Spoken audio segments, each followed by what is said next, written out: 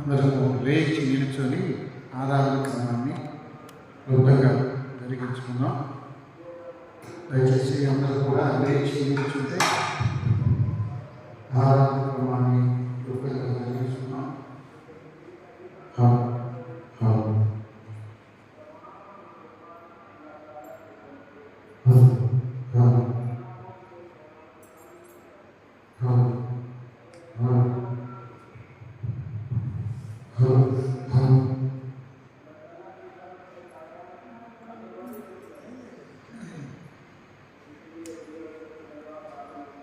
తండ్రి యొక్కయు కుమారుని యొక్కయు పరిశుద్ధాత్మ యొక్కయు నామమున ఆమేన్.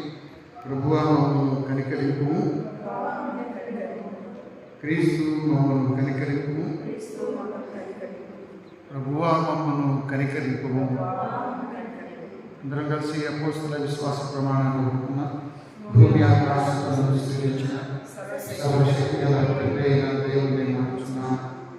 ఆయన ఏక కుమారుడు మన ప్రభువైన యేసుక్రీస్తుని నమ్ముచున్నాను. ఈయన పరిశుద్ధాత్మ వలన గర్భవతి కన్యకపై పుట్టి పొంది పిలాతు కింద శ్రమపడి శిలువ వేయబడి చనిపోయి సమాధి చేయబడ్డాడు. అదృశ్యంలోకి దిగి చనిపోయిన వారు పూర్వగతికి పరలోకమునకెక్కి సర్వశక్తి గల తండ్రి అయిన దేవుని కుడి చేతి వైపున కూర్చుని ఉన్నాడు.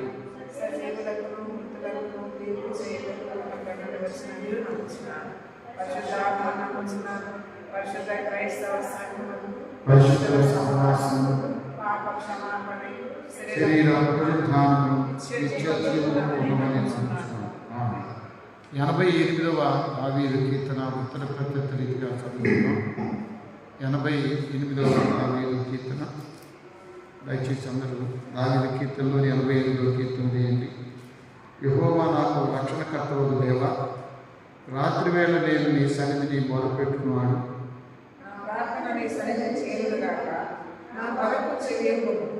నేను ఆత్మలో నిండి ఉన్నాను, నా ప్రాణం పాతాళమునకు సమీపించి ఉన్నది.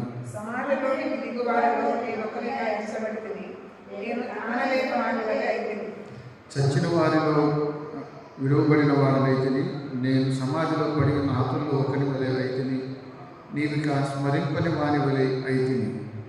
వారు నీ చేతిలో నుండి తొలగిపోయి ఉన్నారు కదా.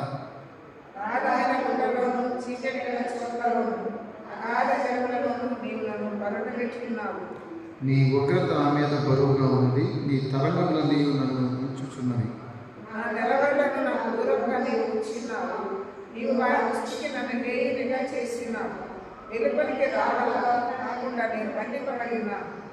బాధ చేత మన కన్ను క్షీణించుచున్నది.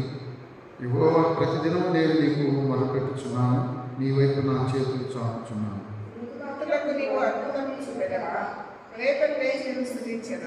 సమాధిలో నీ కృపను ఎవరైనా వివరించురా, నాశన కోపములు నీ విశ్వాసతను ఎవరైనా చెప్పుకుందురా.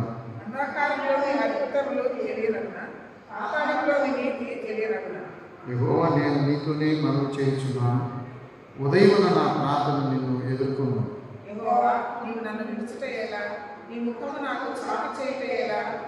బాధ్యత నుండి నేను బాధపడి చావులకు సిద్ధమైన వాడిని, నీవు పెట్టు భయం చేత నేను కలవరపడుచున్నాను.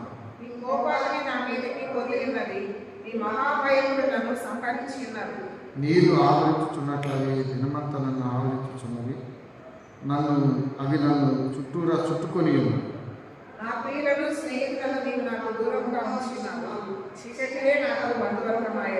తండ్రికి కుమారునికి పరిశుద్ధాత్మకు ఆది యందు ఇప్పుడు ఎల్లప్పుడూ యుగయుగంతో మహిమ కలుగును గాక. ఆమేన్. దయచేసి అందరూ కూర్చోండి. ప్రార్థన చేసుకున్నాం. పరిశుద్ధుడైన తండ్రి, మరొక నూతన సంవత్సరం మరి 2026 జనవరి తొలి శుక్రవారం నీ సన్నిధిలో మేము సజీవుగా ఉన్నాం. అందరి బట్టి నీకు స్తోత్రములు.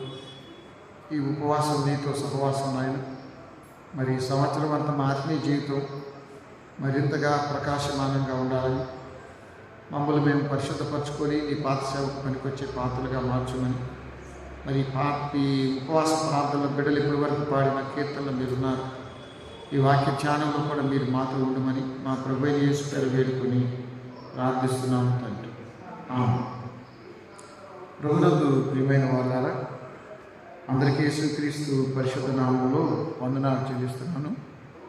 మరి 2025 ముగించి 26 తొలి శుక్రవారం మరి దేవుని సన్నిధిలో ఉన్నాం. ఈ దేవుని సన్నిధిలో ఉన్న మనం అనుదిన ఆత్మీయత లేదా అనుదిన ప్రార్థన జీవితం, అనుదినము దేవునికి దగ్గరగా జీవించటం చాలా అవసరం. మనం చదువుకున్న 88వ కీర్తనలో 9వ వచనంలో అంటాడు, ప్రతిదినము నేను నీకు మొరపెట్టుచున్నానని. అంటే ప్రార్థన ప్రతిరోజు చేస్తున్నానని చెప్తున్నాడు. ఇక్కడేమంటాడు అంటే 88వ కీర్తన 13వ వచనంలో, ఉదయమున నా ప్రార్థన నిన్ను ఎదుర్కొను. ఉదయాన్నే నేను నా ప్రార్థన ద్వారా నిన్ను ఎదుర్కొంటున్నాను. కాబట్టి నూతన సంవత్సరంలో ప్రతిరోజు ప్రార్థన చేయటం, ఇక్కడ ఈ కీర్తనాకారుడికి చాలా సమస్యలు వచ్చాయి. ఇది కోరాహు కుమారుడు రచించిన కీర్తన. ఆ కీర్తనలో చాలా సమస్యలకు కీర్తనాకారుడు చెప్తున్న పరిష్కారం ఏంటంటే ప్రతిరోజు ప్రార్థన. 9వ వచనంలో చెప్పాడు చూడండి, యెహోవా ప్రతిదినము నేను నీకు మొరపెట్టుచున్నాను, నీ వైపు నా చేతులు చాపుచున్నాను. మన కొత్త సంవత్సరంలో అనుదిన ప్రార్థన ఇది చాలా ముఖ్యమైనది, గుర్తుపెట్టుకో. అనుదిన ప్రార్థన, ప్రతి ఉదయమున నా ప్రార్థన నిన్ను ఎదుర్కొంటుంది. మనం ఎక్కువ సమస్యలు ఎదుర్కొంటున్నప్పుడు లేదా నూతన సంవత్సరంలో మరింత ఆత్మీయంగా ఎదగాలన్నప్పుడు ప్రతిరోజు ప్రార్థన చేయాలన్నది అక్కడ వ్రాయబడి. దైవ గ్రంథంలో ప్రతిదినము దేవునికి దగ్గరగా జీవించి భక్తులు చేసిన కొన్ని కార్యాలు మీ దృష్టిలో ఉంచాలని నేను తలుస్తున్నాను. ప్రతిరోజు చేసిన కొన్ని పనులు ఉన్నాయి. ఆ పనులు మీ ముందు ఉంచాలనుకుంటున్నాను. మొట్టమొదటిది 88వ కీర్తనలో ఏం చెబుతున్నాడంటే, ప్రభునందు ప్రియమైన వాళ్ళారా, ప్రతిదినము నేను నీకు మొర్రపెట్టుచున్నాను. ప్రతిదినము నేను నీకు మొర్రపెట్టుతున్నాను. ప్రార్థన వేరు, మొర్ర వేరు. మరి ప్రార్థనకి మొరపెట్టడం వెన్నెముక లాంటిదంట, విజ్ఞాపన. ప్రతిరోజు ప్రార్థన. కొన్నిసార్లు కొంతమంది భయం వచ్చినప్పుడు, అవసరం వచ్చినప్పుడు దేవుని దగ్గరికి వస్తారు. కానీ నూతన సంవత్సరంలో కీర్తనకారుడు చెబుతున్నాడు, ప్రతిదినము నేను నీకు మొరపెడుతున్నాను, ప్రతి ఉదయమున నా ప్రార్థన నిన్ను ఎదుర్కొంటుంది. కాబట్టి మనము ప్రార్థన చేయలేని వారిగా, రాని వారిగా, చేతగాని వారిగా దినచర్యలో ఉండకూడదు. దినములో మొదటి భాగం దేవునిదే. అందుకని చెప్పాడు, ప్రతి దినమున నేను మొరపెడుతున్నాను. ప్రతిరోజు ప్రార్థన చేయటం అంటే దేవునితో మాట్లాడి. అంటే ఈ భక్తుడు ప్రతిరోజు దేవునితో మాట్లాడే అనుభవం కలిగిన వాడు, ప్రార్థనలో కలిపెట్టే వ్యక్తి, దేవునికి దగ్గరగా జీవించే వ్యక్తి. పాత నిబంధన కాలంలో మరి జనులు అనుదినము దేవుని మీద ఆధారపడ్డారు. మనకి మత్తయి సువార్తలో 6వ అధ్యాయంలో కొండ మీద ప్రసంగంలో పరలోక ప్రార్థన చెప్పించాడు. దానిలో మా అనుదినాహారం నేను మాకు దయచేయి, అది కూడా ఒక ప్రార్థనే. అనుదినం మాకు కావలసినవి మాకు ఇవ్వండి. ఆహారంలో 2 ఉన్నాయి. వాక్యం అనే ఆహారం వేరు, భౌతికమైన ఆహారం వేరు. భౌతికమైన ఆహారం అరక్క చచ్చిపోయినోడు కూడా ఉన్నాడు, ఎక్కువ తినం, గ్యాస్ట్రిక్ పెయిన్ ఎక్కువై. వాక్యం అనే ఆహారం ఎప్పుడు ప్రమాదం కానే కాదు. కాబట్టి ఈ నిర్గమాకాండంలో 16వ అధ్యాయానికి వస్తే, ఈ కానాను యాత్రలో ప్రతిరోజు వారు దేవుని వైపు చూసేవారు. దేవుడు వారికి ప్రతిరోజు మన్నా ఇచ్చాడు, ప్రతిరోజు. అందుకేనేమో ప్రభు అంటాడు, మా అనుదినాహారం దేవుడు దయ చూపించాలి. కొన్నిసార్లు మనం ఆరోగ్యం అనుకూలించక అన్నం తినకూడదు. టైఫాయిడ్ వచ్చి మేము 10 రోజులు తినలేం, ఉంది ఇంట్లో ఉంది కానీ తినలేము. బీపీ పులుపు తినలేరు, కొంతమంది కారం తినలేరు, 5 తినలేరు, 7 తినలేరు, చూస్తా కూర్చుంటాయి. పండ్ల రసాలు వేరు, పళ్ళ రసాలు వేరు. పళ్ళ రసాలు అంటే నోట్లో లాలాజలం ఓరుతూ ఉంటాం, చూస్తూ కూర్చుంటాం, ఎదుటోళ్ళు తింటూ ఉంటాం. ఇక్కడ ప్రతిరోజు వాళ్ళు ఆకాశం వైపు చూసేవాడు, ఎందుకంటే మన్నా కొరటం కోసం. ప్రతిరోజు నువ్వు దేవుడి వైపు చూడాలి, ప్రతిరోజు నూతన ఆశీర్వాదం కోసం. ఈ 16వ అధ్యాయం 4వ వచనం చూడండి. యెహోవా మోషేకు చూచి, ఇదిగో నేను ఆకాశం నుండి మీ కొరకు ఆహారం కురిపించెదను, వారు నా ధర్మశాస్త్రం అనుసరించి నడుతురో లేదో అని నేను వారిని పరీక్షించినట్లు ఈ ప్రజలు వెళ్ళి ఏనాటి భత్యం ఆనాడు, ఏ రోజు దారోజే సమకూర్చుకోవాలి. అందుకే మత్తయి సువార్తలు అంటాడు, ఆకాశ పక్షులు చూడండి అది ఎంతవు కోయవు అంటాం, కానీ దొరికితే జాచి పెట్టుకోవటం ఎక్కువ. ఎంత దొరికితే అంత, దొరకపోయినా లాక్కోవటం, బెదిరించి అయిన తీసుకోవటం, అవునా? కాబట్టి అనుదినము 40 సంవత్సరాల పాటు రోజు అటు చూశారు. ఒక్క శనివారమే చూడరు, ఎందుకంటే శనివారం వాళ్ళకి విశ్రాంతి దినం. శుక్రవారం సాయంత్రం సమకూర్చుకుంది, శనివారం చెడిపోయేది కాదు. కానీ ప్రతిరోజు ఉదయం సమకూర్చుకుంది సాయంత్రానికి కులిపోయి మన్న ఏ రోజు ఆహారం వాళ్ళకి ఇచ్చాడు. అందుకని పరలోక ప్రార్థనలో మా అనుదిన ఆహారం నేడు మాకు దయచేయమని ప్రార్థన. కాబట్టి రోజు ప్రార్థన చేయటం విశ్వాస లక్ష్యం, రోజు దేవుని వైపు చూడటం. అక్కడైతే ఆహారం కోసం చూశారు, మనం ఎన్నెన్నో అవసరాలు పిల్లల కోసం మన కోసం చూడాల్సిన అవసరం ఉంది. 16వ అధ్యాయంలో మరి ఐగుప్తు నుండి వస్తున్నటువంటి ఇశ్రాయేలీలు అనుదినం ఆహారం సిద్ధం చేసుకున్నారు. 16:4 వచనం. యెహోవా మోషేకు చూసి, ఇదిగో నేను ఆకాశం నుండి మీ కొరకు ఆహారం కురిపించదను, వారు నా ధర్మశాస్త్రం అనుసరించి నడుతురో. ఏ రోజు ఆహారం ఆ రోజు, ఏ రోజు ఆహారం అంటే ప్రతిరోజు మన అనుదిన అవసరాలు తీర్చే దేవుడిగా ఉన్నాడు. అర్థమైందా? మొదటిది ఆహారమే కదా.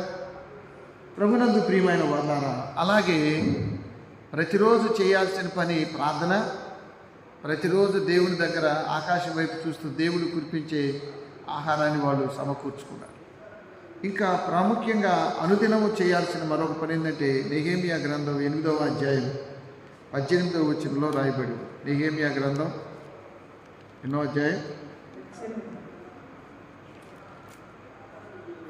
8వ అధ్యాయం 18వ వచనాన్ని నేను చదువుతున్నాను. 8:18 వచనం చూడండి.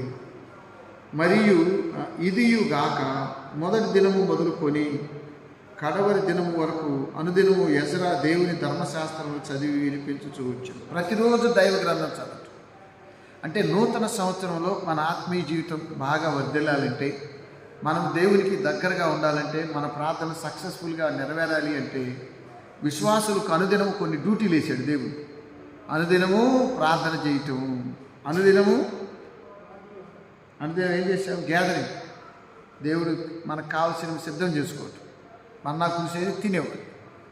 మూడోది ఏమిటి? అనుదినము చేసే పనిలో అనుదినము బైబిల్ చదవటం, దైవ గ్రంథం చదవటం. మొదటి కీర్తనలో చెప్పాడు, దుష్ట ఆలోచన చొప్పున నడవక, పాపుల మార్గం నిలువక, అపహాసకులు కూర్చుండే చోట కూర్చుండక, యెహోవా ధర్మశాస్త్రం అన్నది ఆనందించు, దీవారాత్రము ధ్యానించువాడు ధన్యుడు, అతడు చేయునదంతయు సఫలం. కాబట్టి అనుదినము దైవ గ్రంథం చదవటం చాలా అవసరం. మనమేమో క్యాలెండర్ మీద ఒక వాక్యం చదివి బైబిల్ చదివని ఫీల్ అవుతుంది. భోజనమేమో ఎంత తింటాం, బట్టలు వేసుకోవడానికి అరగంట కూర్చుంటాం, గంట కూర్చుంటారు, అవునా? అలంకరణ ప్రియులైతే ఎంతసేపు అయినా కూర్చుంటారు. మరి దైవ గ్రంథానికి ఎంతసేపు చోటిస్తావు? వాక్యం కదా దేవుడు. కాబట్టి అనుదినము బైబిల్ చదవాలి. మళ్ళీ చెబుతున్నా, అనుదినము బైబిల్లో ఉన్నమాటే కదా. ఎక్కడుంది? ప్రభునందు ప్రియమ నెహెమ్యా గ్రంథంలో 8వ అధ్యాయం 8:18 రాయబడి ఉంది. ఏమని? ఇదియుగాక మొదటి దినం మొదలుకొని కడవరి దినం వరకు ఎజ్రా దేవుని ధర్మశాస్త్ర గ్రంథం చదివి వినిపించుచూ వచ్చాను. ప్రతిరోజు బైబిల్ చదవటం. మరి నూతన సంవత్సరంలో మన తీర్మానాలు ఏంటి? 1, ప్రతిరోజు ప్రార్థన చేయటం. 2, ప్రతిరోజు మన్నాను ప్రతిరోజు అది సమకూర్చుకోవటం. 3వది ప్రతిరోజు దైవ గ్రంథం చదవటం. ఇక్కడ స్పష్టంగా చెప్పాడు, ప్రతిరోజు బైబిల్ చదవటం. ఇక ప్రభునందు ప్రియమైన వాళ్ళారా, ఇంకా ప్రతిరోజు చేయవలసింది మరొకటి ఉంది. దావీదు కీర్తన 61వ అధ్యాయం 8వ కీర్తన, 61వ కీర్తన 8వ వచనం. దావీదు కీర్తన అధ్యాయాలు అనకూడదు, దావీదు కీర్తనలు అధ్యాయాలు అనకూడదు, సంకీర్తన. దావీదు రాసిన కీర్తనలు, సంకీర్తన అంటే మంచి కీర్తన, అధ్యాయాలు ఉండవు కీర్తన. కాబట్టి అధ్యాయాలు కీర్తనలో ఉండవు. ఇప్పుడు మనం ఎక్కడున్నాం? 61వ కీర్తన 8వ వచనంలో అనుదినము చేయాల్సిన మరొక పనిని ఇక్కడ చెప్పాడు దేవుడు. 61వ కీర్తన ఎక్కడున్నాం? 7, 8. ఎస్, ఏమన్నాడు చూడండి. దినదినము నా మొక్కుబడులు నేను చెల్లించినట్లు నీ నామమును నిత్యము కీర్తించు. దినదినము మొక్కుబడులు. మీరు మొక్కుబడులు అంటే రోజు డబ్బులు తెమ్మని కాదు, లేనిపోయింది అట్లా అనుకునేది. రోజు డబ్బులు తెమ్మని కాదు. మొక్కుబడులు అంటే మనం ఎప్పుడు ఏదో గొర్రెల్లో, మేకల్లో, పశువుల్లో కాదు, స్తుతించడం కూడా ఒకటి. మొక్కుబడులు చెల్లించడం, మనం ఏమనుకున్నామో అది చెల్లించడం. రోజు లేచి ప్రార్థన చేస్తాను అనుకున్నాం, అది మొక్కే. అవునా? రోజు ఉదయాన్నే లేచి దేవుని స్తుతిస్తాం అనుకోవటం మొక్కే. కాబట్టి ఆ మొక్కుబడులు చెల్లించండి. ఆశగారులు అనగానే డబ్బులు ఇవ్వండి అని చెప్పడం కాదు. దినదినము నా మొక్కు. ప్రతిరోజు మొదలుపెట్టడం ఉంది, ప్రతిరోజు ప్రార్థన చేయటం ఉంది, ప్రతిరోజు మన్నాను సమకూర్చుకోవటం ఉంది. మరి 61వ కీర్తనలో దినదినము నా మొక్కుబడులు నేను చెల్లించినట్లు నీ నామం నిత్యము కీర్తించు. ఓ చక్కని కీర్తన. దినమెల్లనే పాడిన కీర్తించిన నీ రుణమునే కీర్తగలనా, కొనియాడి పాడి నీ సాక్షిగానే ఇరలో జీవించనా, ఇరలో జీవించనా. నేను 2003-6 మధ్య మెడ్రాసులో ఎంటెక్ చదవటానికి ఉన్నా. అప్పుడు పాషమ్మ గారు పిల్లలు మంతినోటిపాల్లో ఉన్నారు. నేను 1 సంవత్సరం ఏం చేశానంటే, ఈ సెలవులకు వచ్చినప్పుడు పక్క గ్రామాలకు వెళ్ళి సువార్త కూటాలు, సంపూర్ణ రాత్రి ప్రార్థనలు ఎక్కువ జరుగుతాయి. అటు నిజాంపట్నం, రేపల్లి సైడ్ వెళ్ళేవాడు. ఓసారి మంతినోటిపాలెంలోనే సువార్త కూటాలు పెట్టాలని పాష గారికి చెప్పారు. పెడితే ఏం చేశాడంటే సంఘ పెద్దలతో మాట్లాడి పెట్టేశాం. పిట్లవానిపాలెం ప్యారిష్లో, అంటే పెద్దపల్లి, మంతినోటిపాలెం, పిట్లవాని చుట్టుపక్కల గ్రామాలు సువార్త కూటాలు మొదలయ్యాయి. ఆ చుట్టుపక్కల ట్రాక్టర్లు వేసుకొచ్చారు. ఒకరోజు ఒక అబ్బాయి దించుతున్నారు, కుర్రపిల్లాడే, చిన్నోడే. అబ్బాయి కళ్ళు గండ్రవంట, కానీ పాటలు బాగా పాడతాడు, డ్రమ్ము కొడతాడు, పల్లెటూరు. సరే, ఆ సువార్త కూటాలు పనులు చెప్తున్నాం, బోధకుడు వచ్చాడు. ఈలోపు అబ్బాయిని తీసుకొచ్చి కూర్చోబెట్టాడు. ఈ అబ్బాయి పాటలు పాడతాడు సార్, ఈ అబ్బాయికి ఒక అవసరం మండే నత్తలా ఏదో ఆ ఊరి నుంచి తీసుకొచ్చాడు. అబ్బాయి కూర్చొని ఈ పాట పాడాడు. అప్పుడు డ్రమ్ము కొడతా ఎంత అందంగా కొట్టాడు డ్రమ్ము. కళ్ళు మూసుకొని లేవు కదా, ఇట్లా కొట్టుకొని దినమెల్లనే పాడిన కీర్తించిన నీ రుణము తీరుతుందా. కళ్ళు లేని వాడికి రుణం తెచ్చాలని ఉంది. కళ్ళు, చేతులు, కాళ్ళు ఉన్న మనం ఏమి చేయట్లేదు దేవుడికి. ఒక్కొక్కసారి దేవుడు మనకి ఎక్స్ట్రా ఇచ్చాడేమనిపిస్తుంది. ఎక్కువగా యూదులను కూడా దేవుడు ఎక్కువ ప్రేమించాడు. నేను 31 నైట్ చెప్పా వాక్యం, 63వ అధ్యాయం యెషయా గ్రంథంలో, నా జనులని అబద్ధమాడనేరని ప్రజలని వారికి నేను రక్షకుడయ్యాను, కానీ వారు యావత్ బాధలో నేను బాధ పొందాను, కానీ నా మీద తిరుగుబాటు చేశారు. సమస్త జనం కంటే దేవుడు యూదులను ఎక్కువ ప్రేమించాడు, కానీ వాళ్ళు తిరుగుబాటు చేశారు. కొన్నిసార్లు మన జీవితంలో మనం దేన్ని ఎక్కువ ప్రేమిస్తామో అదే మనకు కత్తిలాగా, కంటిలో నరుసులాగా, కాలుకు ముళ్ళులాగా, చెవిలో జోరిగలాగా తయారై మనకే బాధ తెచ్చిపెట్టి. అబ్షాలోముని ప్రేమిస్తాడు దావీదు. వాడే తండ్రిని కత్తి తీసుకొని వెంటబడతాడు. ఇక్కడ ఆ పిల్లాడు పాడుతుంటే నాకు ఎంత అందంగా అనిపించింది. మళ్ళీ పాడిచ్చాడు, 3 రోజులు పాడిచ్చాడు. అబ్బాయి తలకాయ ఊపుతా, దినమెల్లనే పాడిన కీర్తించిన నీ రుణమునే తీర్చగలనా, కొనియాడి పాడి సాక్షిగానే ఇలాలో ఎంతమందికో కృతజ్ఞత లేదు. కృతజ్ఞత అంటే చాలామంది అభిప్రాయం ఏంటంటే పెళ్లి రోజు, పిల్లలకి ఏదన్నా వచ్చాను, మన పెన్షన్ పెరిగితేను, టెన్షన్ పెరిగితేను, అర్థమైందా, అప్పుడు పెట్టేస్తున్నాడు. ప్రభునందు ప్రియమైన వారులారా, ప్రతిరోజు దేవునికి కృతజ్ఞతలు. నిద్ర లేవగానే కూర్చొని, ప్రభా నూతన దినం ఇచ్చావు, సజీవ లెక్కలో ఇచ్చావు, వందనాలు. రాత్రి శివరాత్రి అయిన వాళ్ళు ఎంతమంది లేరు మన దృష్టిలో? ఒక రోజులో చనిపోయిన వాళ్ళు ఎంతమంది కనపడుతున్నారు? యాక్సిడెంట్గా, ఆరోగ్యం బాగాక, వృద్ధాకి వచ్చి. మనం సజీవులు ఎక్కడ ఉన్నాం మనకు తెలియట్లా. మనం ఉండనిస్తే ఏముందిలే ఉంటున్నాం అనుకుంటున్నాం. మనం కూడా ఏదైనా బెడ్ మీద పడిపోయి డాక్టర్లు అయ్యే లాభం లేదన్నప్పుడు తెలుస్తుంది మనం ఉండటం ఎంత కష్టమో. ఆ పిల్లాడు పాడుతున్నాడు, దినమెల్లా నేపాడిన, కళ్ళు లేకపోయినా కృతజ్ఞతలు తెలుస్తున్నాడు. చంద్రకళ అని ఒక ఆవిడ, మేము 95 ఆ ప్రాంతంలో పాస్టర్లుగా ట్రైనింగ్ అవుతున్నప్పుడు చంద్రకళ, చంద్రలేఖ తెనాలి ఆవిడ. అప్పుడు కృపా మినిస్ట్రీస్ వాళ్ళు క్యాసెట్లు తయారు చేసేవాళ్ళు గుంటూరు. ఆ క్యాసెట్లు ఎక్కువ కొనుక్కునేవాళ్ళు. నేను పాస్టర్ అయిన తర్వాత మొట్టమొదటి పొందేందంటే టేప్ రికార్డు కమ్ ఇది రేడియో. అప్పుడు ఆర్ఆర్కే మూర్తి గారు వాక్యం చేస్తూ ఉండేవాడు 7 గంటలు. అది వింటారు. మనం బయటికి వెళ్ళి ఇంట్లో పెట్టేవాడు, పెట్టి ఒక స్పీకర్ బయట పెట్టేవాడిని. దాంట్లో ఈవిడ కళ్ళజోడు, నల్ల కళ్ళజోడు పెట్టుకునేది. ఆవిడ కొన్ని పాటలు పాడి, నీవు చేసిన ఉపకారములకు కన్నులుండి చూడలేవా యేసు మహిమను, చెవులుండి వినలేవా యేసు మాటను, నాలుగుండి పాడలేవా యేసు మాటను, కాళ్ళుండి నడవలేవా యేసు మాట. అవి లేకపోయినా సేవ చేస్తున్నారు కొంతమంది. ఒక ఆయన ఐసీ గారు ఎవరు ఉన్నాడు, ఆయన కళ్ళు లేవు, బ్రహ్మాండంగా వాక్యం చెబుతున్నాడు. అసలు కాళ్ళు చేతులు బాగుండి బయటకు తీసుకురావట్లే చర్చికి. నిజమేనే చెప్పేది. మనకి దేవుడిచ్చే జీవితాన్ని ఎక్కువ దుర్వినియోగం అయిపోతుంది. మరి 2026 సంవత్సరంలో ఉంచిన మనం నిరుటి కంటే ఏ విషయంలో ఆత్మీయంగా బలంగా ఉండగలం?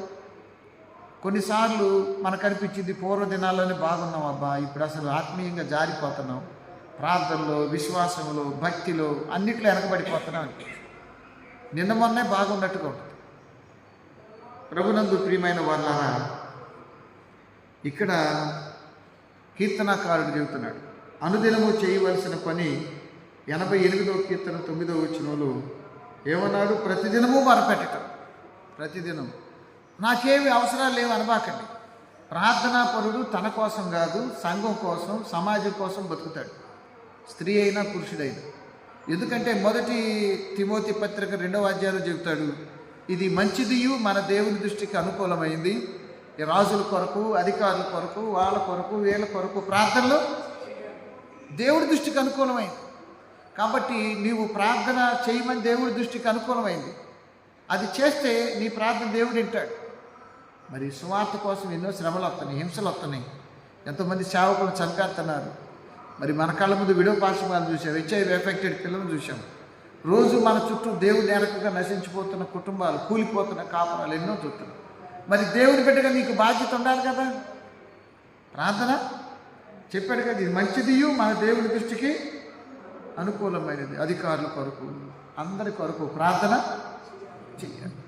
ప్రతిదినం మన ప్రార్థనలో మనకంటే ఎదుటివాళ్ళు, నష్టపోయేవాళ్ళు, నాశనం అయ్యేవాళ్ళ గురించి ఎక్కువగా మనం ప్రార్థన చేయాలి. ప్రభునందు ప్రియమైన వాళ్ళారా, మన్నాదులు ప్రతిరోజు గ్యాదర్ చేసుకున్నారు, తిన్నారు. ప్రతిరోజు చేసిన పనులు, ప్రతిరోజు మొక్కుబడులు చెల్లించు. నిద్రపోయేటప్పుడు కూడా ప్రభా పగలంతా కాపాడేవు అని థ్యాంక్స్ చెప్తారు. అవునా? ఉదయాన్నే లేవగానే దేవా, ఉదయం లేపు భోజనం కాడ కూర్చోగానే అయ్యా మంచి ఆహారం ఇచ్చావు స్తోత్రాలు. ఇది దొరకని వాళ్ళు కూడా ఉన్నారు. నాకు అన్నం విలువ ఎప్పుడు తెలిసిందంటే 2 సార్లు తెలిసింది. అంటే చిన్నప్పుడు అమ్మవాళ్ళు పెడతా ఉంటే తింటూ ఉంటాం. మనకి ఇష్టమైన కూరలు పెట్టకపోతే, మాకు గేదెలు ఉండేవి, ఏం కూర లేకపోతే ఆ కారం వేసి ఎన్నపోసేసేవాడు. అంత ఎన్నపోసేసి కారం వేసేవాడు. ఆ కారం కూడా బాగుండేది. మేము ఏసీటీసీలో చదువుకుంటున్నప్పుడు, అంటే హైదరాబాద్లో వెంకట్రావు అని ఒక కుర్రాడు వచ్చాడు, మాకు జూనియర్ అబ్బాయి. సిబిసిఎన్సి కెనడియన్ బ్యాప్టిస్ట్ చర్చ్. ఉదయాన్నే రసం పెడతారు, ఆ సాయంత్రం కూడా అదే ఉంటుంది. అదే అది బాగా పాషగారులకి భోజన ప్రియులు అయ్యేది. అందుకే వాళ్ళేంది, మేము రాజమండ్రిలో చదివినప్పుడు రోజు మాంసం పెట్టమన్నాడు వెంకటపాల్ గారు. ఆడన్నాడు, రోజు పెట్టండి పాషగారికి, పాషగారి బలం ఉండాలి అని చెప్పేవాడు. ఈ మాట్లాడే ప్రొఫెషన్ టీచర్లు కానీ, లెక్చరర్లు కానీ, పాస్టర్లు కానీ మెడ చుట్టూ నరాలు తెగిపోతాయి. సన్నటి దారాలు లాంటి దారాలు మాట్లాడే కొద్దీ ఎనర్జీతో పాటు సన్నటి దారాలు లాంటి నరాలు తెగిపోతాయంట. పెద్దగా అరిచి అదే ఎక్కువ ఎనర్జీ కావాలా. 1 గంట గట్టిగా మాట్లాడితే పొలంలో 8 గంటలు పనిచేసినంత ఎనర్జీ పోయింది. 1 గంట గట్టిగా అందుకే మాట్లాడిన తర్వాత నీరసం వచ్చింది. ఆయన అప్పుడు పెట్టమనేవాడు బాగా మాంసాలని. అప్పుడు ఇమ్మాన్లు గారు నిలోహన్ ఉన్నాడు, ఆయన పెట్టేవాడు బాగా. వీళ్ళు ఏసీటీసీలో ఉదయాన్నే రసమో చారు, సాయంత్రం కూడా పెట్టేవాడు. అప్పుడు ఇష్టం ఉండేవాళ్ళు తినేవాళ్ళు. లేకపోతే ఎదురుగా ముషిరాబాద్ ఉండేది, ఎదురుగా ఆ కాలం ఎదురు. ఇప్పుడు బ్రిడ్జి చేశారు, అంతకుముందు బ్రిడ్జి లేదు. అక్కడ ఎక్కువగా బీబీసీ ఉండేది, బీ బిర్యానీ. అప్పుడు ఎంత, 29 రూపాయలు, 29, 30 రూపాయలే, 94. డబ్బులు ఉన్నవాళ్ళు వెళ్ళేవాళ్ళు,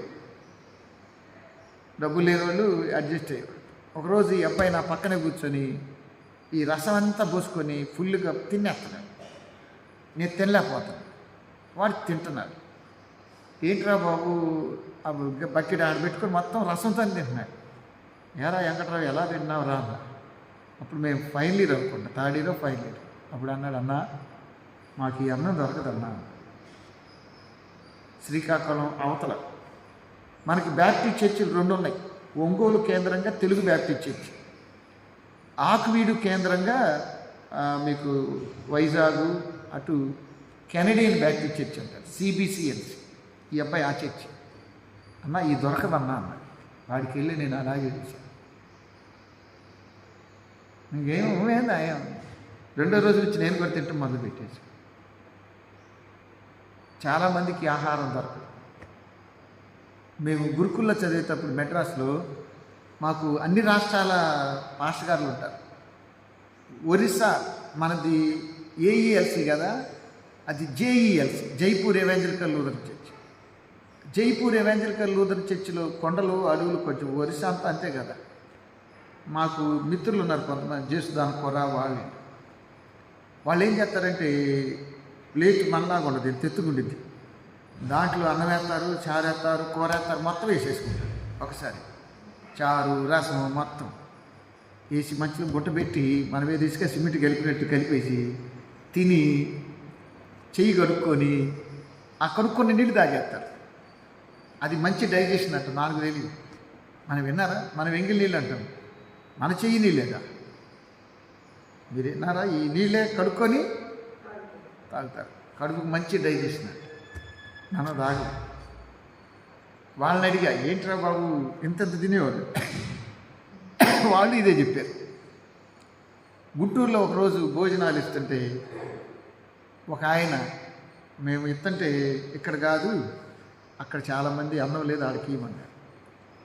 చూడండి ఇక్కడ లేదు, అక్కడ ఇవ్వండి. వాడికి ఎంత మనసు, నాకుందండి నేను తిన్నాను, తెచ్చుకున్నాను, ఆడేవాడు. అక్కడ ఇవన్నీ ఎందుకు అంటున్నావని నేను అడిగితే అది చెప్పాడు, అన్నం విలువ దొరకనోడికే తెలిసింది సార్. అన్నం విలువ దొరకనోడికి. నేను ఇది పారేయలేదు. మొన్న ఈ మధ్య కూడా ఒక ఆయన గడియార స్తంభం మీదకి వెళ్తుంటే మేము అన్నం ఇవ్వబోతుంటే, వద్దండి నాకు జరికినీయమని, నా దగ్గర మధ్యాహ్నం అన్నం ఉంది అది తింటానని. నేను అన్నాను, మధ్యాహ్నం అన్నం చెడిపోయిందిరా బాబు, కొత్త ఫ్రెష్ కూడా తిన్నాను. మేము ఇచ్చేది వేడి వేడి అన్న. వాడు అన్నాడు, వద్దండి ఇంకొకటి తింటాడు.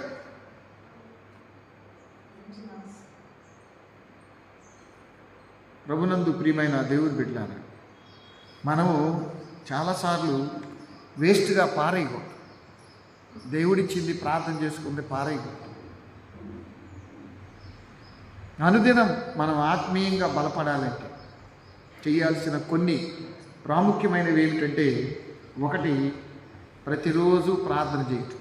89వ కీర్తన 88వ కీర్తన 9వ వచనం ఏమన్నాడు?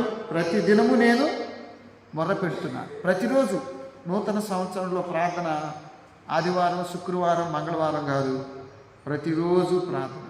ప్రార్థనా పరులు సంఘానికి ఉపయోగకరులు, ప్రార్థనా పరులు సమాజానికి ఉపయోగకరులు.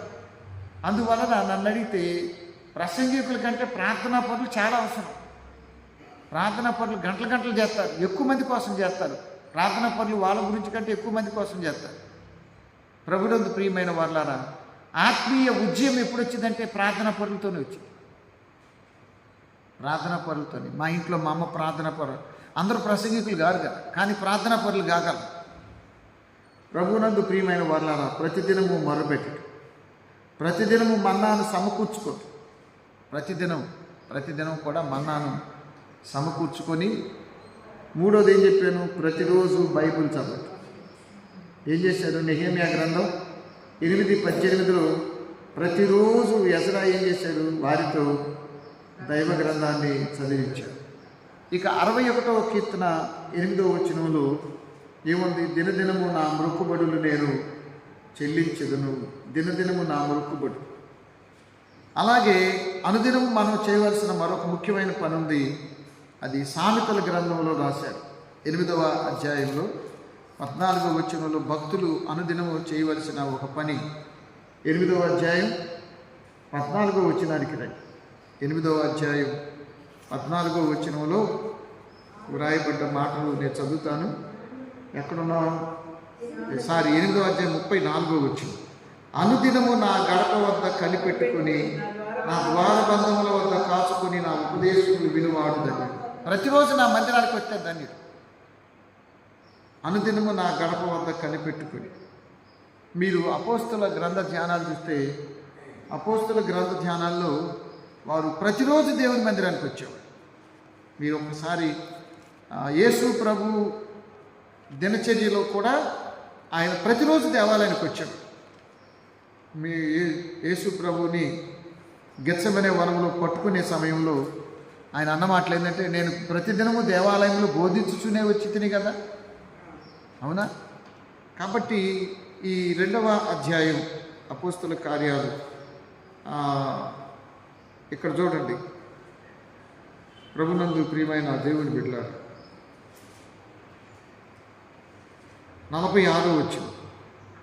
మరియు వారు ఏక మనసులై ప్రతిదినము దేవాలయంలో తప్పక అది తప్పనిసరి. ఆదిమ సంఘం యొక్క ఆధ్యాత్మిక జీవిత విధానంలో దేవాలయానికి రావటం తప్పనిసరి. ఎందుకంటే దేవుడు ముఖ్యం, దేవాలయం దేవుడు ముఖ్యం. తప్పక కూడుకున్నారు. కాబట్టి ఇక్కడ సామెతలు 8:34లో చెబుతున్నాడు, అనుదినము నా గడప వద్ద కనిపెట్టుకొని, నా ద్వారబంధముల వద్ద కాచుకొని, నా ఉపదేశం వినువారు ధన్యులు. కొత్త సంవత్సరంలో మరి అనుదినము దేవుని దగ్గరకు రావటం చాలా ధన్యత.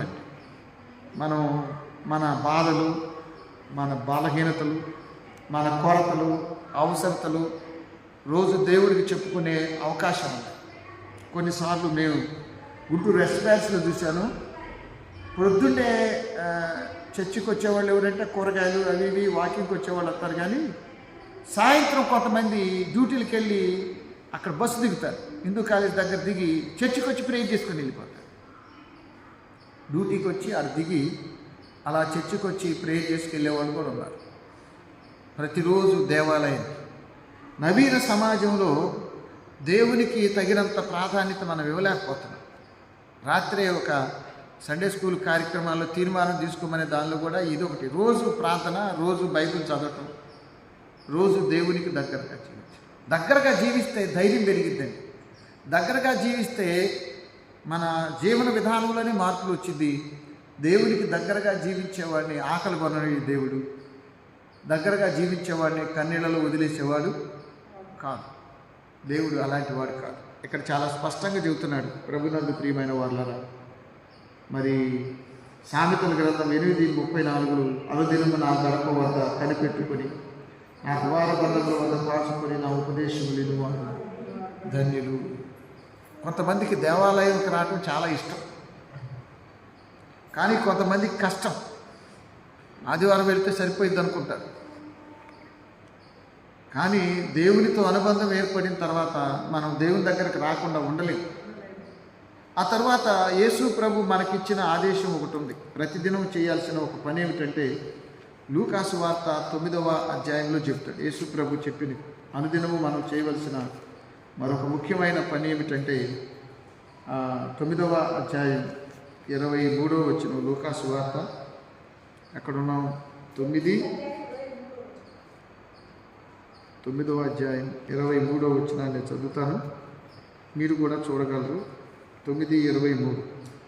మరియు ఆయన అందరితో ఇట్లనే, ఎవడైనను నన్ను వెంబడింపగోరిన తను తాను ఉపేక్షించుకొని ప్రతిదినము, ఇది చాలా గ్రేట్ కమాండ్, గొప్ప ఆజ్ఞ, ప్రతిదినము సిలువనెత్తుకొని నన్ను వెంబడించాలి. సిలువ లేకుండా శిష్యరికం లేదు, సిలువ లేకుండా పరలోకం లేదు. మానవుల కొరకు ప్రభు చేసిన బలిదానం ఆ సిలువే కారణం. కాబట్టి ప్రభునందు ప్రియమైన వారలారా, అనుదినము తన సిలువనెత్తుకొని నన్ను వెంబడించమని ప్రభు కోరుతున్నాడు. కాబట్టి విశ్వాస జీవితంలో సిలువ లేకుండా సింహాసనం లేదు, సిలువ లేకుండా మరణాంతర జీవితం లేదు. సిలువలోనే పాపికి క్షమాపణ, మారు మనసు, రక్షణ దేవుడు ప్రసాదించాడు. కాబట్టి మన పాపముల కొరకు ఆయన తన అమూల్యమైన రక్తాన్ని దారబోసాడు. కాబట్టి చెట్టి భానుమూర్తి అంటాడు, ఇక సిలువ ధ్యానాలు మొదలవుతాయి ఫిబ్రవరిలోనే. సిలువను చూచు కొలది శిల సమానమైన మనసు నలిగి కరిగి నీరగుతుందరు. కాబట్టి సిలువ చాలా అవసరం. యేసు ప్రభు ముందే చెప్పాడు, ప్రతిదినము తన సిలువనెత్తుకొని నన్ను వెంబడించండి. అనుదినము మనం చేయవలసిన మరికొన్ని విషయాలు ఇక్కడ ప్రస్తావించారు. హెబ్రీ పత్రిక 3వ అధ్యాయం 13వ వచనాన్ని చదువుకుందాం. అపోస్తులైన పౌలు, ఎక్కడున్నాం? హెబ్రీలకు రాసిన పత్రిక 3వ అధ్యాయం 13వ వచనాన్ని నేను చదువుతున్నాను, చూడండి. నేడు మీరు ఆయన శబ్దం విని ఎడల 3:13గా కోపం పుట్టించినప్పటి వల్ల మీ హృదయములు కఠినపరచకూడని ఆయన చెప్పిన కనుక పాపం వలన కలుగు భ్రమచేత మీలో ఎవడను కఠినపరచకుండాన్నట్లు నేడు అనబడు సమయం ఉండగానే ప్రతిదినం ఒకరికొకడు బుద్ధి. తప్పేం కాదు, మనకంటే వయసులో పెద్దవాళ్ళు మనకి ఏవైనా సలహాలు, సూచనలు, ప్రార్థనాపరమైన సహకారం ఏంటంటే తీసుకోవాలి. నన్ను అడిగితే మంచి మంచి ప్రార్థనా పరుల దగ్గర నేర్చుకోవాలి. కొన్నిసార్లు కొంతమంది ప్రార్థనలో మంచి పదాలు ఉంటాయి. ఆ ప్రార్థన చేసే విధానంలో ప్లీజింగ్ అంటే ఆయన్ని బతిమలాడే పద్ధతి ఉంటుంది, కొంతమంది వినయంగా చెప్పుకునే పద్ధతి ఉంటుంది. దేవుడు ఒక్కొక్కరికి ఒక్కొక్క గిఫ్ట్ ఇస్తాడు. అందరికీ ఒకే రకం ఇవ్వకపోవచ్చు. కొందరు బాగా చెబుతారు, కొంతమంది బాగా ప్రార్థన చేస్తారు. ప్రార్థనలో చాలా అద్భుతమైన పదాలు వాడతారు. దావీదు ప్రార్థనలు ఎప్పుడు నీ దాసుడను, నీ పనివాడిని, నీ దాసుడని చెప్తాడు. కాబట్టి ప్రభునందు ప్రియమైన వారలారా, పౌలు గారు నూతన నిబంధనలో ఆయన చెప్పే మాటలు ఏంటంటే యేసుక్రీస్తు గురించి పాపులలో ప్రధాన పాపిని నేను అనుకుంటాను. మనకెప్పుడు వచ్చింది. కాబట్టి అనుదినం చేయాల్సిన మరొక పని ఏమిటంటే మీ హృదయాలు కఠినపరచుకొనకుడి, హృదయాలు కఠినపరచుకొనకుడి, ప్రతిదినము ఒకరికొకడు బుద్ధి చెప్పు. తప్పేం కాదు. 2 తిమోతి 4:3 చెప్పాడు, ఖండించుము, గద్దించుము, బుద్ధి చెప్పు. కొన్నిసార్లు ఖండించి చెప్పాల్సి వచ్చింది, కొన్నిసార్లు ప్రేమతో చెప్పాల్సి వచ్చింది. అవునా? కాబట్టి అనుదినము మనం చేయవలసిన కొన్ని పనులు మరోసారి స్థూలంగా గుర్తు చేసుకొని ముగించుకుందాం. మొట్టమొదటిది అనుదినము ఎక్కడ 88వ కీర్తన 9వ వచనంలో యెహోవా ప్రతిదినము నేను నీకు మొరపెడుతున్నాను. మొరపెట్టే వాళ్ళకి దేవుడు దగ్గరకు వస్తాడండి. 145వ కీర్తన 18వ వచనంలో నిజముగా మొరపెట్టి వారికి యెహోవా దగ్గరకు వస్తాడు. కాబట్టి ప్రతిరోజు ప్రార్థన గుర్తు చేసుకోండి. ఉదయాన్నే లేవగానే, కొంతమంది సాయంత్రం, వీలు కుదిరితే మధ్యాహ్నం కూడా. నన్ను అడిగితే ప్రార్థన లేకపోతేనే సమస్య, ప్రార్థన చేసుకుంటే ఏ సమస్య లేదు. కానీ ప్రార్థన పరిధి పెరగాలి, ప్రార్థన సమయం పెరగాలి. దేవుని దగ్గర గడపటం మొదలు పెడితే మనం నెమ్మదిగా జీవించగలం. కొన్నిసార్లు ప్రార్థన లేక ఆత్మీయ జీవితం బాగా దెబ్బతినిపోతాం. ఇక రెండవది మనం చెప్పుకున్న మాట, అనుదినము మొదలుపెట్టడం. రెండవది అనుదినము మన్నాను సమకూర్చుకోవటం. అవునా? ఎవరు? నిర్గమాకాండ 16 అనుదినము మన్నాను సమకూర్చుకోవటం.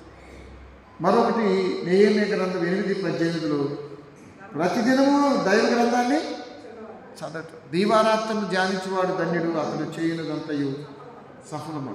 మరొకటి ఏంటంటే దినదినము మొక్కుబడులు చెల్లించు. 61వ కీర్తన. మొక్కుబడులు అంటే మనం ఎక్కువగా డబ్బులు, మాంసాలు, చేపలు అనుకోబాక. ఉదయాన్నే లేచి కృతజ్ఞతలు, సాయంత్రం లేచి థ్యాంక్స్ చెప్పుకునేవాడు, మధ్యాహ్నం ప్రతి విషయంలో అది చిన్నదైనా పెద్దదైనా దేవునికి కృతజ్ఞతలు చెల్లించేవారు ఉంటారు. అలాగే ప్రతిరోజు దేవుని గడప దగ్గర కనిపెట్టడం, ఎదురు చూడటం, ఆయన మీద ఆశ పెట్టుకోవటం. ఆశ కొనిన ప్రాణాన్ని ఆయన తృప్తిపరిచేవాడు. అనుదినము జీవించే విశ్వాసుల జీవితంలో మరొకటి లూకా 9:23 ప్రతిదినము ఆయన సిలువనెత్తుకుని మనం ఆయన్ని వెంబడించాలా. ఇక చివరికి హెబ్రీ పత్రిక 3:13 చెప్పబడిన మాట ఏమిటంటే, 3:13 చెప్పిన మాట ఏం చెప్పాడు? ఒకరికొకడు బుద్ధి చెప్పుకుని ఏలయనగా మొదటి నుండి మనకున్న దృఢ విశ్వాసం అంత మట్టు గట్టిగా చేపట్టిన ఎడల క్రీస్తులో పాలివారమై ఉంటుంది. కాబట్టి ఈ నెల మొదటి శుక్రవారం దేవుని సన్నిధిలో ఉన్న మనం అనుదినము చేయాల్సిన పనులు ఏమైనా మర్చిపోయావా, విడిచిపెట్టావా, చేస్తున్నావా? ఒకసారి ఆత్మ పరిశీలన చేసుకుందాం. మరి తలలో వచ్చి చిన్న ప్రార్థన చేసుకుందాం. పరిశుద్ధుడైన తండ్రి, నీకు వందనాలు. మొదటి శుక్రవారం నీ బిడ్డలు ఆసక్తిగా మందిరానికి వచ్చిన వారు, కీర్తనలు పాడినవారు, ఈ వాక్యపు వెలుగులు రాయినా మరి మమ్మల్ని మేము పరిశీలించుకోవటానికి, మా పాపాలు ఒప్పుకోవటానికి, నూతన జీవితం ప్రారంభించడానికి, నీకు నమ్మకంగా సేవ చేయడానికి, నిన్ను గణపరచగలగడానికి కృపని మనకి ప్రార్థన చేస్తున్నాం. మరి 7 అంశాల మీద బిడ్డలు ప్రార్థన చేయాలి. అది వారు ప్రార్థన చేసినప్పుడు కరుణతో జవాబిచ్చి కృపతో ఖాయమని, నాయన ఈ ప్రార్థన ద్వారా ప్రతి ఆత్మను బలపరచమని, ఉజ్జీవపరచమని ప్రభువైన యేసు గారు వేడుకొని ప్రార్థిస్తున్నాము తండ్రి. ఆమేన్.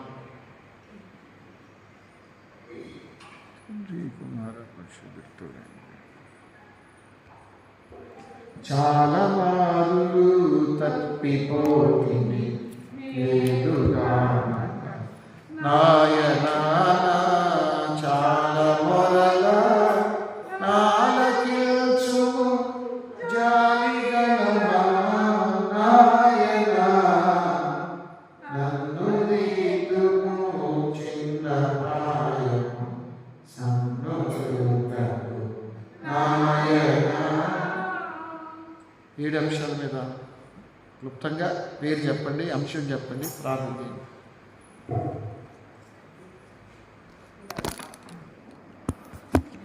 తల్లి ఇది కదా.